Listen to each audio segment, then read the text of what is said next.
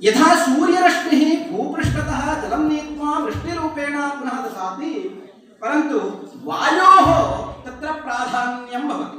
वायुः तत्र हिमखण्डं प्रवाह्य सर्वत्र वृष्टिं कारयति। अत्र यदि वायुः स्वकार्यं न करिष्यति चेत् तर्हि कुत्रचित् स्वल्पवृष्टिः, कुत्रचित् अतिवृष्टिः, कुत्रचित् च अनावृष्टिर्भवति इति। अतः तद्वदेव वेदादीनां शास्त्राणां मार्गदर्शनेन यदि यज्ञो अनुष्ठीयते तेन विश्वकल्याणं सम्भविष्यति इत्यत्र नास्ति लेशोऽपि संशयः। वदते अग्नौ प्रास्तावति सम्यक् आदित्यमुपतिष्ठते आदित्या जायते वृष्टिर्वृष्टिरन्नं ततः प्रजाः। एवं प्रकारेण महत्त्वानि अपि वर्तन्ते। पूर्वम् आसीत् महत्त्वं यज्ञस्य, इदानीमपि अस्ति, अग्रे अपि भविष्यति इत्यत्र नास्ति लेशोऽपि संशयः इत्युक्त्वा अन्ततो गत्वा एकेनैव श्लोकेन समापयामि।